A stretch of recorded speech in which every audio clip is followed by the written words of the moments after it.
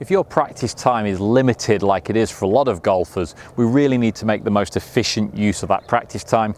Every practice session needs to have a focus and it needs to have a nice little bit of rhythm to the practice session. Now, what I would classically suggest is that we have a warm-up session, we have a working hard session, and we have a cooling down session.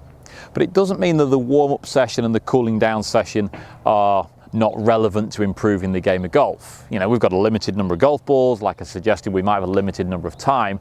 We want to get use out of the warming up and the cooling down.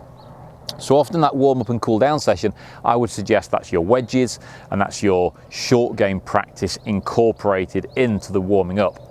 I certainly wouldn't want to see a golfer arrive at a driving range and the first club out of the bag is the driver, the ball gets teed up and the swing starts right from the 100-mile-an-hour swings and onwards from there. That's a classic way to injure yourself, but it's also not good mentally to go from 0 to 100 mile an hour with the golf swing. What we'd much rather do is take out a wedge, pick a nice close-in target and just warm up with a few little short ones, getting the body and the mind warmed up, just dinking the ball away.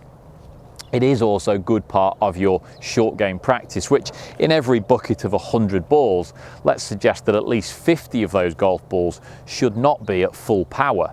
If we go straight into full powered swings for 100 balls, we get very physically tired and our short game doesn't get a workout, which when we next go on the golf course is probably going to catch us out.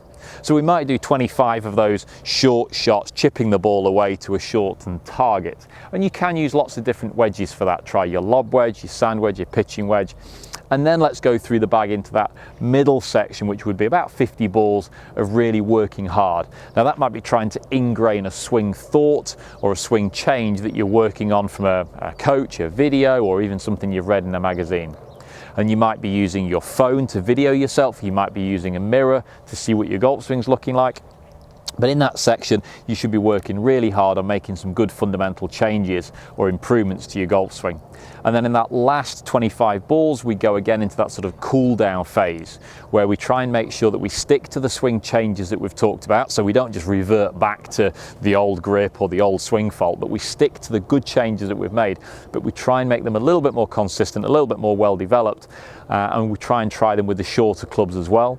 So the last few shots in that 25 golf balls will be back down to the shorter range targets again, so that when you get back and sit in the car, you're not sort of hyped up and adrenaline's rushing and sweating because you've just been smashing the last 10 shots with driver, but you're back to cool down again. And I think when you see that routine work, cool down, warm up, work hard, cool down, very similar to a gym session or a game of tennis or a game of football. You start off with a warm-up, you work hard in that middle section, and then you just have a little cool down afterwards. It's better for your body, better for your mind, and ultimately better for your golf game.